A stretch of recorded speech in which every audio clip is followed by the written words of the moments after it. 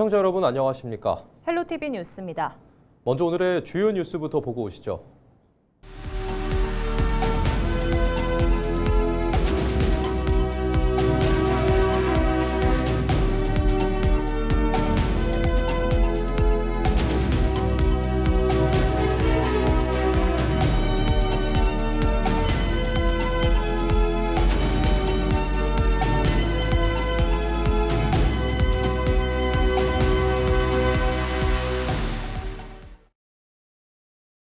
인천시가 세계 3대 스포츠 중 하나인 F1 그랑프리 인천 유치를 준비 중에 있습니다.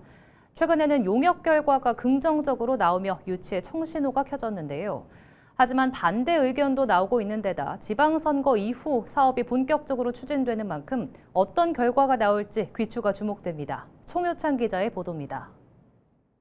인천시가 진행한 F1 인천 그랑프리 기본 구상 및 사전 타당성 조사 용역. 조사 결과 내용을 보면 5년간 대회 개최 기준, 비용 대비 편익인 BC 값이 1.45로 나타나 경제적 타당성을 충족한 것으로 나타났습니다. 총 편익은 1조 1,697억 원, 총 비용은 8,028억 원입니다. 수익성 지수인 PI 역시 1.07로 사업 수익성을 확보할 수 있는 것으로 분석됐으며 총 수입은 1조 1,297억 원, 총 비용은 1조 396억 원으로 나타났습니다. 시가 구상할 레이스 트랙은 총 길이 4,960m, 최고 속도 337km로 F1 서킷 기준을 충족합니다. 인천은 이 F1 경기를 하기에 최적의 조건을 갖고 있는 도시다 하는 것은 확실합니다. 이것은 F1 측에도 인정을 하고 있습니다.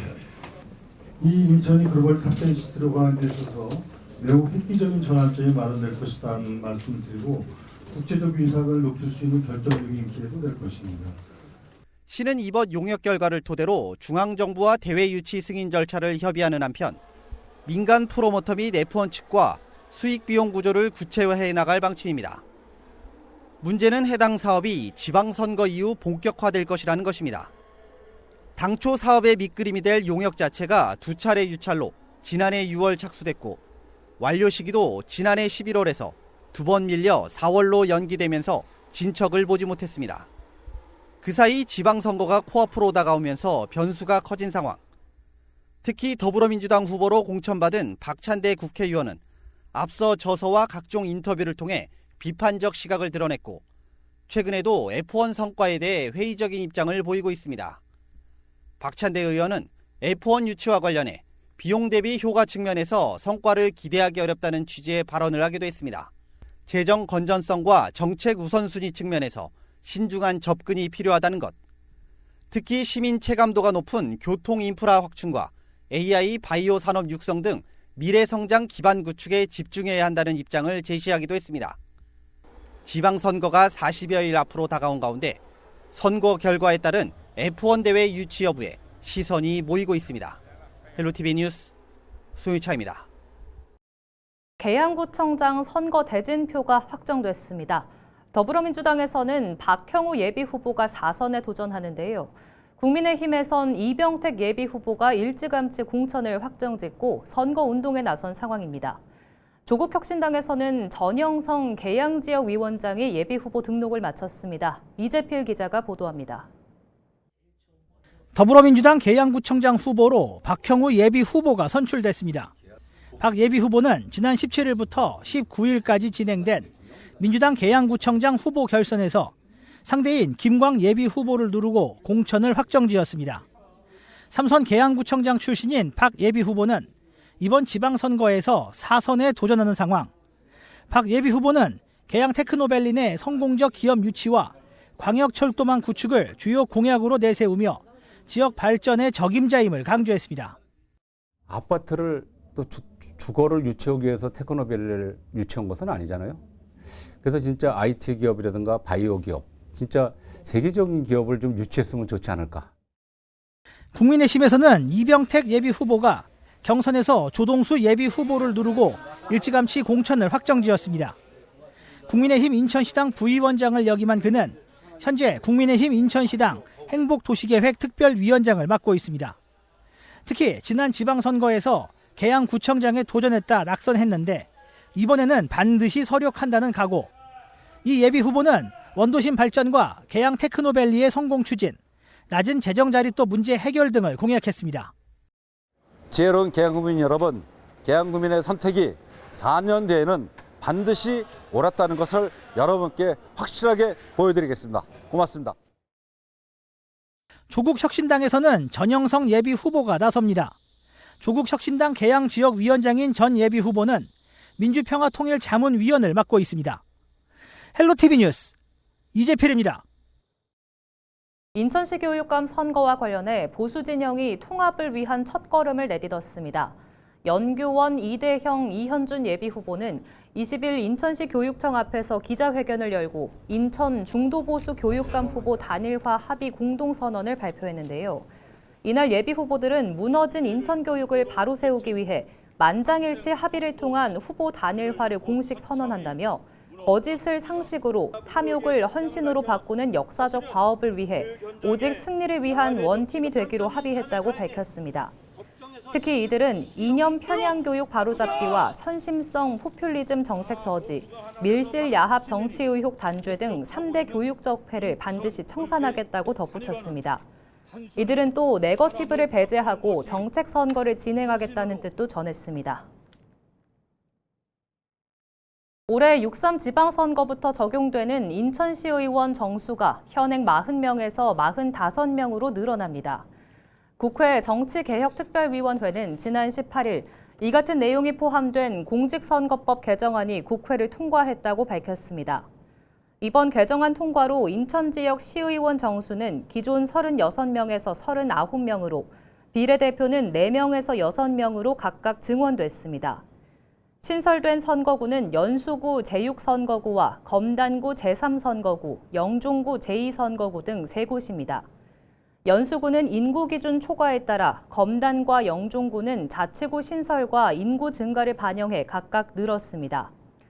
인구 감소로 폐지 가능성이 제기됐던 옹진군 시의원 의석은 도서 접경 지역이라는 특수성과 지역 대표성을 고려해 현행대로 유지됐습니다.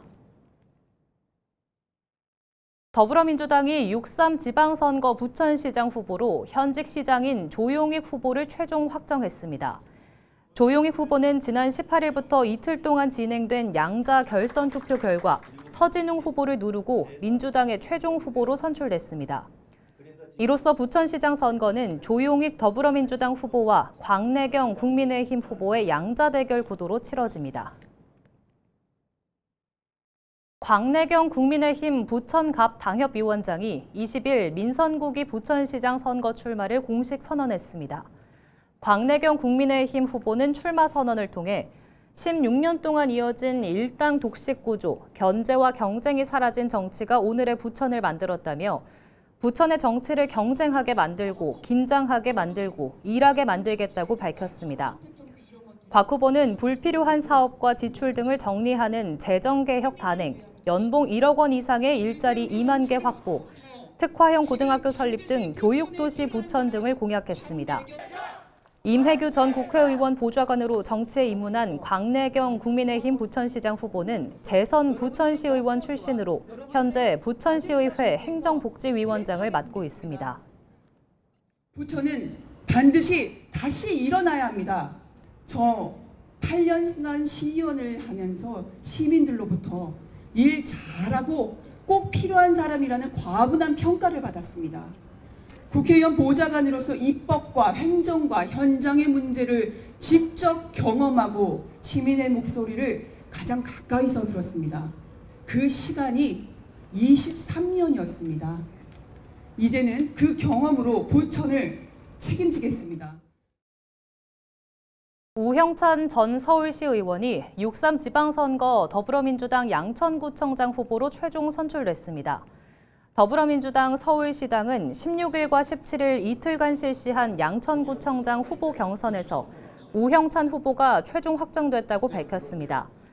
권리당원 투표 50%와 일반 여론조사 50%로 실시된 이번 경선에서 우 후보는 권리당원과 일반 여론조사 모두 조주현 후보를 앞선 것으로 전해졌습니다.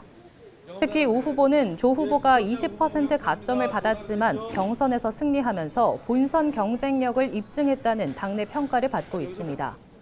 우형찬 양천구청장 후보는 3선 시의원으로 서울시의회 교통위원장과 부의장을 역임하는 등 지역에서 정치적 입지를 다져왔습니다. 경선은 부족했던 과정을 하나하나 채워나가는 과정이라고 생각합니다. 이번 경선 과정에서 많은 분들의 이야기를 들었습니다. 그분들의 소중한 의견이 앞으로 우형찬 양천구청에 적극적으로 반영될 수 있도록 노력하겠습니다. 우리 당의 지지자 그리고 국민들은 이재명 대통령의 정치 철학이 제일 잘 반영될 수 있는 역할을 할 수 있는 사람, 정원호 서울시장의 역할, 정원호 서울시장의 행정이 꽃피울 수 있는 누가 더 적합한지 그런 판단의 문제였기 때문에 갈등은 없고요. 어떤 방식의 선택의 문제였다고 생각을 합니다. 그렇기 때문에 우리는 하나로 달려갈 것입니다. 인천 천원 택배 배송량이 200만 건을 넘어섰습니다. 인천시는 이달 기준 천원 택배 시행 1년 6개월 만에 누적 배송량이 200만 3천여 건으로 집계됐다고 밝혔습니다. 지난해 상반기 7만 2천 건 수준이던 배송량은 하반기 들어 월 평균 13만 3천 건으로 늘었습니다. 이용 업체 수도 8,900여 곳으로 확대됐습니다. 시는 지난 24년 10월 소상공인의 택배비 부담을 줄이기 위해 반값 택배를 시행했는데요. 이후 지난해 7월 지원 단가를 높여 실제 부담 비용을 1,000원 수준으로 낮췄고 사명도 1,000원 택배로 변경했습니다. 지원 확대 이후 이용 수요가 늘었고 실제 소상공인 평균 매출도 13% 증가한 것으로 시는 파악하고 있습니다. 김포시가 27일부터 올해 2분기 개발 제한구역 불법 행위 특별점검을 실시합니다. 특별점검 대상은 개발 제한 구역 내 건축 허가를 받고 2025년 7월부터 12월 사이 사용 승인을 받은 시설 등인데요. 김포시는 사용 승인 이후 허가 없이 증축하거나 용도를 변경한 경우 등 불법 행위를 집중 점검할 계획입니다. 불법 행위로 적발될 경우 원상복구 시정명령을 따라야 하며 따르지 않을 경우 고발 조치 및 이행 강제금이 부과될 수 있습니다. 서울 은평구에 장애인 친화병원이 지정 운영될 전망입니다. 은평구는 서울시 약자와의 동행 자치구 지원 사업 공모에서 장애인 친화병원 운영 사업이 선정됐다고 밝혔습니다. 이에 따라 구는 사업에 참여할 지역 의료기관을 발굴해 7곳의 장애인 친화병원을 지정할 계획입니다. 지정된 병원에는 장애인들이 신체 심리적 불편 없이 의료 서비스를 받을 수 있도록 시설과 서비스를 지원합니다. 서울 은평구가 음식물 폐기물 종량기 설치를 지원합니다. RFID 기반 음식물 폐기물 종량기는 음식물 폐기물을 넣으면 배출량이 자동으로 계량돼 전용 카드에서 처리 수수료가 지급되는 기기입니다. 종량기 신청 대상은 20세대 이상 공동주택으로 구는 종량기 구매와 설치 비용 전액을 지원합니다. 종량기 설치를 희망하는 공동주택은 설치 지원 신청서와 입주자 대표자 회의 자료를 지참해 은평구청 자원순환과를 방문하면 됩니다.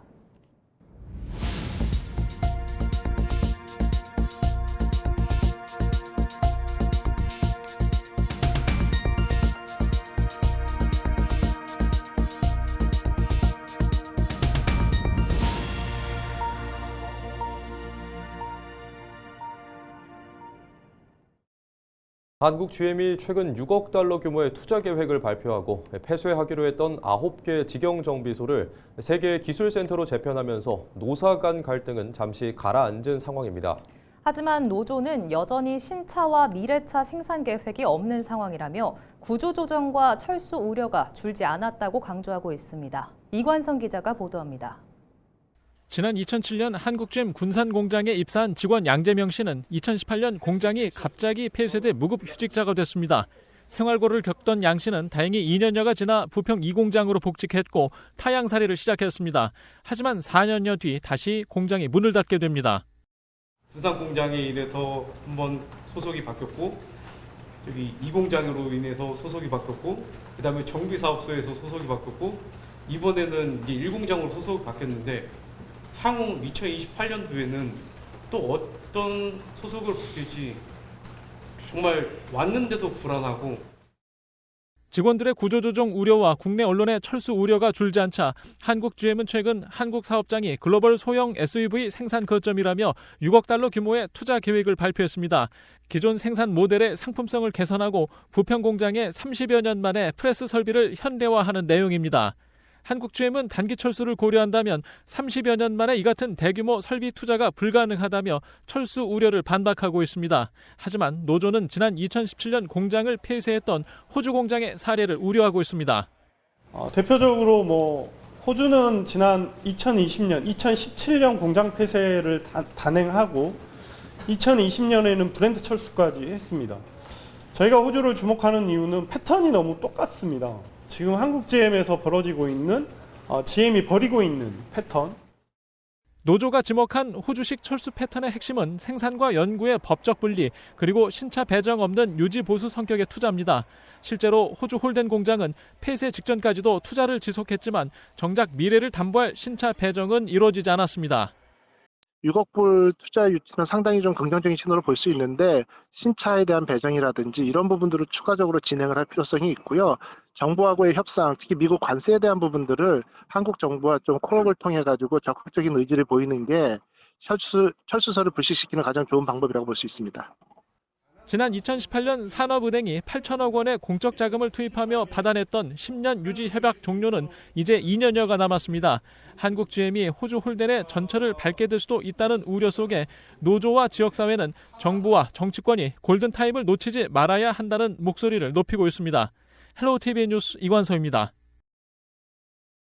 인천시가 예고했던 대로 정부의 공공기관 이전 및 통합 움직임에 대응하기 위한 전담 조직을 본격 가동했습니다. 시는 신재경 정무부시장 주재로 공공기관 이전 통합 대응 전담 조직 제1차 회의를 개최했다고 17일 밝혔는데요. 회의에서는 전담 조직의 활동 계획과 관련 기관의 동향을 공유했습니다. 특히 인천연구원은 향후 공항공사 통합과 인천 지역 공공기관 이전이 지역 및 국가에 미치는 영향을 분석하기로 했는데요.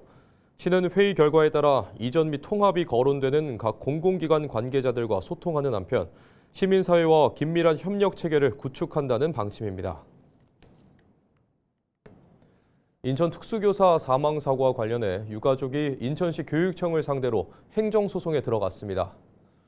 인천 특수교사 사망 진상규명 비상대책위원회는 유가족과 함께 진상조사 보고서 정보 공개 거부 처분 취소를 위한 행정소송 소장을 인천지방법원에 제출했다고 밝혔습니다. 비대위는 지난 1월 유가족이 고인의 죽음에 얽힌 진실을 규명하고자 진상조사 보고서 원본에 대한 정보 공개를 청구했지만 시교육청이 거부했다며 이는 진실을 가린 행위라고 지적했습니다. 이어 정보 공개 거부 행위를 사죄하고 진상조사 보고서 원본을 즉각 공개하라고 요구했습니다. 이들은 이번 행정소송과 함께 요구가 받아들여질 때까지 집회 등을 이어갈 계획입니다. 재산 문제로 다투다 80대 아내를 살해한 70대 남성이 법정에서 범행을 인정했습니다. 살인 혐의로 기소된 70대 A씨 측은 지난 16일 의정부지법에서 열린 두 번째 공판에서 공소 사실을 모두 인정한다고 밝혔습니다. 검찰은 A씨가 아파트 판매 수익금을 배분하는 과정에서 아내와 다투다 범행을 저지른 것으로 보고 있습니다. A씨는 재판 내내 주소를 묻는 질문에 제대로 답하지 못하는 등 횡설수설하는 모습을 보였지만 검찰은 초기 치매 증상이 있어서 수사 당시 정상적인 진술이 가능했던 만큼 정신감정은 필요 없다는 입장입니다. 이에 유족들은 A씨의 정신 상태가 정상에 가깝다는 점을 다음 재판에서 증언하겠다고 예고했습니다. A씨는 지난 2월 자택에서 아내를 살해한 뒤 평소 다니던 가게에서 범행을 암시하는 말을 했다가 주인의 신고로 덜미를 잡혔습니다.